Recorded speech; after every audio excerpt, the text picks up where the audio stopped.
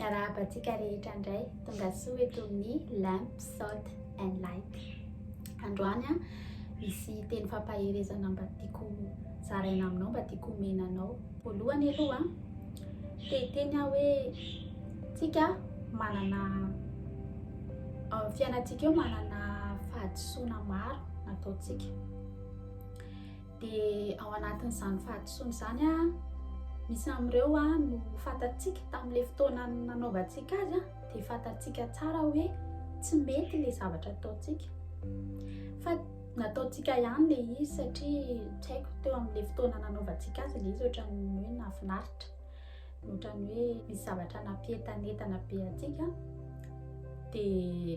dia nataontsika ihany ilay izy. Dia ny feo fieritreretantsika miteny antsika hoe tsy mety izao ataoko izao.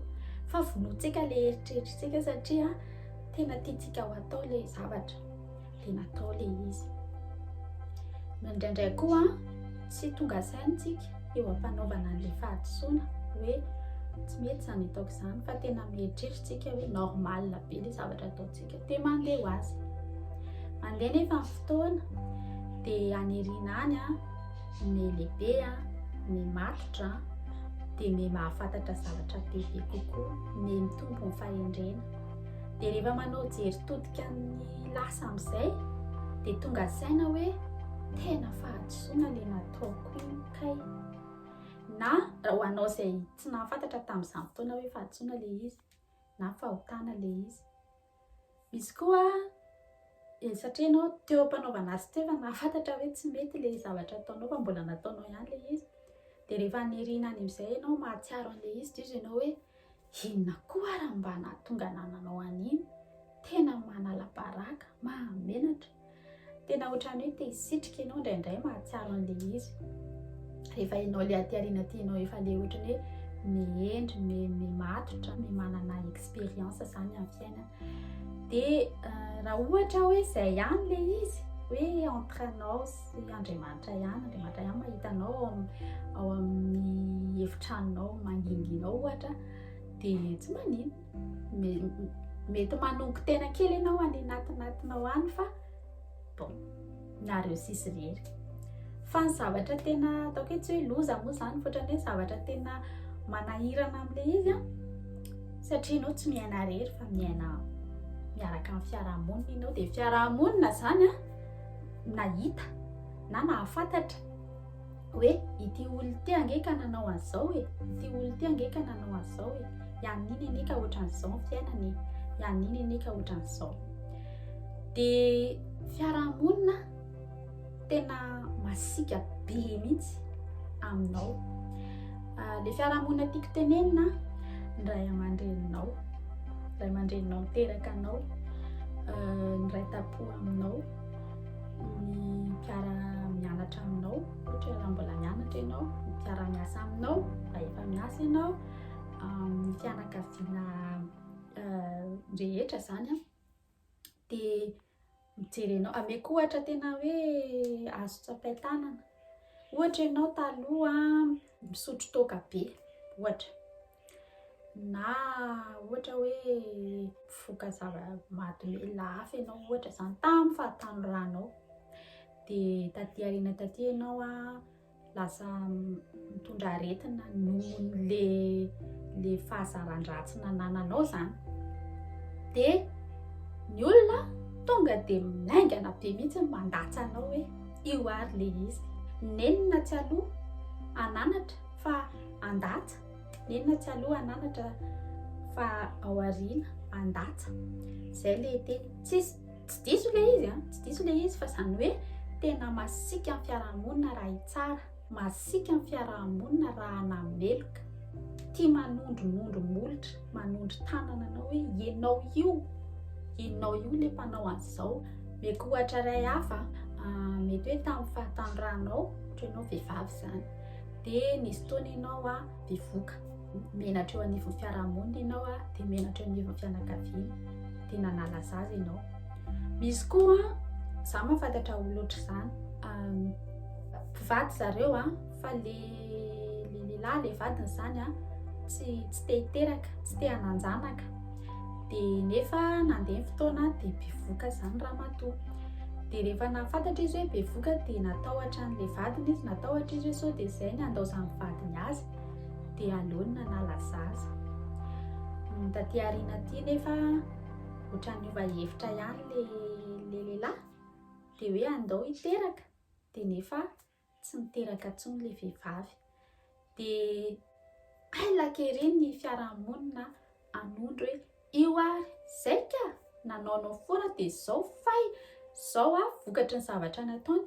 Misy karazana fahotana, karazana fahadisoana be dia be ataonao fiainana. Mety zavatra ataoko hoe madinidinika kokoa noho izany ilay fahadisoana nataonao, fa na madinika kely ohatran'iny na tonitony na lehibe hoe tena mibaribary be, raha remarquenao tena aingana fiarahamonina raha tsaranao hanameloka anao dia maneso mihitsy indraindray mandatsa dia mandratra fo le teny.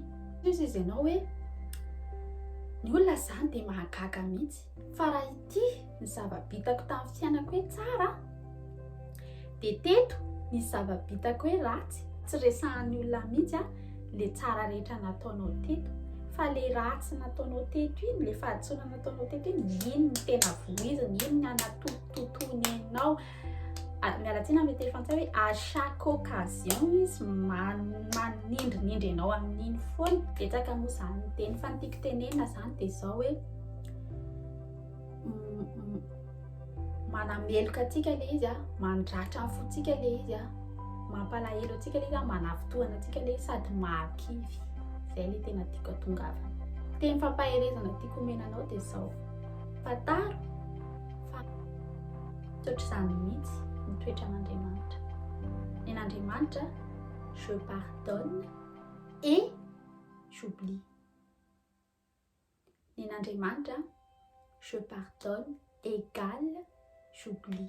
Rehefa nanao izy hoe mamela anao dia dioviny tanteraka, fafany ao an'eritreriny, tsisy archive intsony ao aminy ao.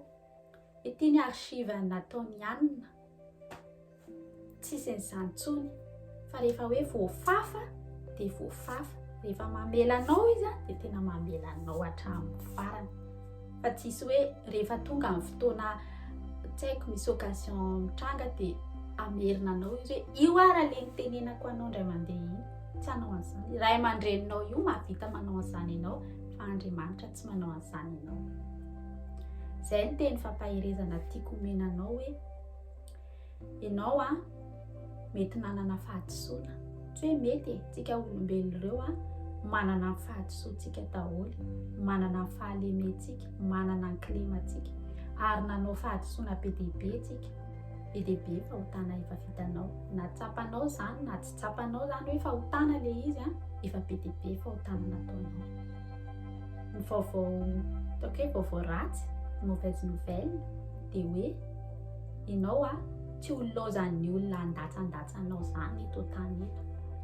Ianao tsy ho laozan'ny olona manameloka anao, manondro molotra anao, manondro tondro anao, manao mangarika anao, na manao teny mandratra ny fonao. Fa zao ny vaovao mahafaly, zao ny bonne nouvelle. Ianao ao amin'Andriamanitra tsy azo an'izany intsony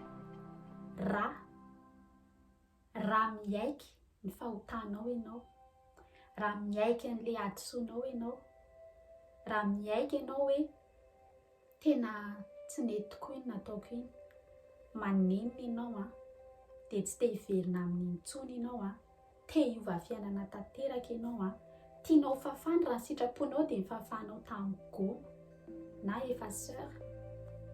Fa ny fiainantsika moa zany tsy afaka ataontsika an'izany, fa eo anatrehan'Andriamanitra ianao. Raha tena hoe amin'ny fonao rehetra ianao manenina dia efa taro, fa misy fanantenana ao amin'Andriamanitra amin'ny alalan'i Jesosy Kristy.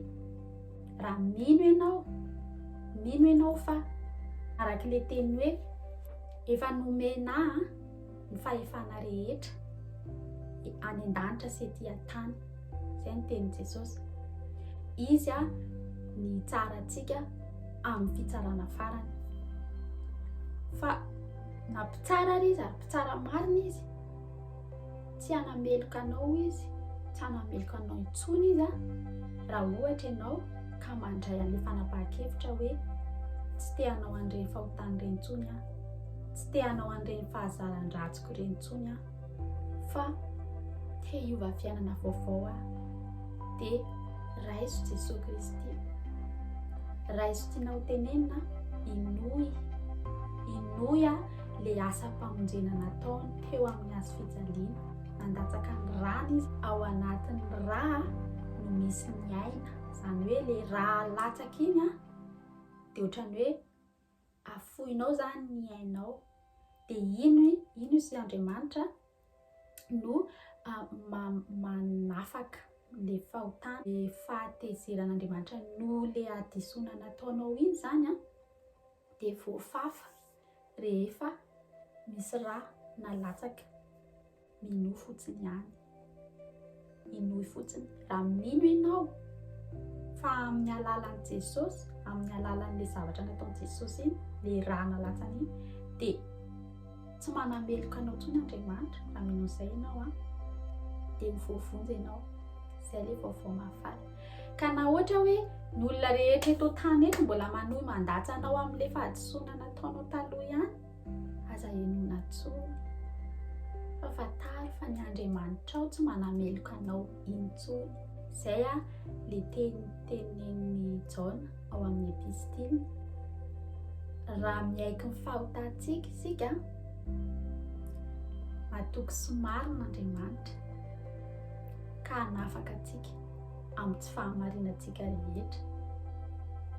Izay ilay vaovao mahafaly sy teny fampaherezana tiako zaraina aminao androany. Aza tanondrika intsony ianao, aza miainao anatin'ilay henatra, miainao anatin'ilay alahelo hoe latsalatsain'ny olona foana, fa mandana miverina mankany amin'Andriamanitra. Dia araka ny teny Jesosy izay izaho ny lalana sy fahamarinana ary fiainana. Tsy misy mankany amin'ny ray afa-tsy amin'ny alalako. Izany hoe amin'ny alalan'i Jesosy zany no ahafahanao manantona ny Andriamanitra ray. Ka raha mino ianao fa tena amin'ny alalan'i Jesosy tokoa, amin'ny alalan'ilay zavatra nataony iny tokoa, dia mino ianao hoe hofafany, dia tena hofafany. Hitanao tena Andriamanitra koa dia milaza hoe ny fahotanao izy rehefa fafan'Andriamanitra dia tena hoe tahaka ny fandevina zavona. Hitanao zavona io rehefa ohatra hoe amin'ilay vao maraina be izy dia misy zavona, dia rehefa miposaka amin'ny masoandro dia miala ilay zavona. Ohatran'izay lazantsika intsony. Ten'Andriamanitra fa koa mbola teny fampanantenana foana ihany izany. Promessa tena hoe garantie izany amin'Andriamanitra raha mino ianao. Fa io fahotanao io rehefa efa hoe nanenina ianao dia fantatrao fa tsy te hanao an'izany intsony ianao, te hiova fiainana ianao dia nibebaka ianao dia vatary fo izy Andriamanitra hoe ohatran'io atsinanana, ohatran'ny alavitry ny atsinanana iposahan'ny masoandro sy ny andrefana ilete amin'ny masoandro. Ohatran'izay ny alavitry ny ohatrany hoe atorany ihany ilay fahotanao dia any amin'ny mpaminany Jeremia nampitenen'Andriamanitra mpaminany Jeremia hoe ny fahotantsika rehefa tonga ilay fanekena vaovao, efa tonga moa izao satria efa tonga Jesosy efa nanao an'ilay asa famonjena izy dia efa nandatsaka ny rany izy dia araka ny teny hoe ny rany no garantie an'ilay fanekena vaovao amin'Andriamanitra, ny rany Jesosy. Dia hoy izy mpaminany Jeremia, tsy tadidin'Andriamanitra intsony ny fahotantsika. Ary nareo izy oloko dia izaho ho Andriamanitra reo. Betsaka ny teny fampanantenana omen'Andriamanitra antsika raha ohatra tsika ka mahay miaiky ny fahotantsika, mahay miaiky ny fahadisoantsika, ary raha ohatra tsika ka mandray an'ilay fanapahan-kevitra hoe ajanoko manomboka hatreto, hiova fiainana amin'izay dia parasy vao ajanoko fahazaran-dratsiko.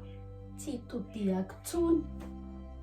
Tandremo so manao ohatran'ny vadiny lota zay mitodika kely indray mandeha izy a, lasa mivadika vaingatsiry, aza mitodika tsony, aza iverenana tsony a ny fahadisoana efa natao. Mahereza fa ny mpandatsa misy foana, fa aza mijery an'le mpandatsa. Andriamanitra jerena, le mahay manafaka ny fahotanao, le mahay mamelanao amin'ny fahotanao sy ny hadisoanao, le manao hoe je pardonne et j'oublie, iny jerena. Fa aza jerena le manao hoe je pardonne mais je n'oublie pas. Ianao ary mety efa nanao an'izany koa e. Efa nanao an'izany koa ianao, efa nanamely koa ianao, fa mety tsy tonga saina. Efa nanao an'izany hoe za tsy mamela fa za tsy manadino, je pardonne mais je n'oublie pas. Ianao io efa nanao an'izany koa. Ka manomboka androany dia efa tara, fa rehefa miaraka amin'Andriamanitra tsy miexiste intsony izany je pardonne mais je n'oublie pas zany, fa rehefa mamela dia manadino. Satria ianao omen'Andriamanitra fahasoavana, amindran'Andriamanitra fo, dia mahaiza koa mamindra fo amin'ny olona hafa. Dia izay indray ny fampizarantsika androany. Amin'ny manaraka indray tsika miona. Bye bye.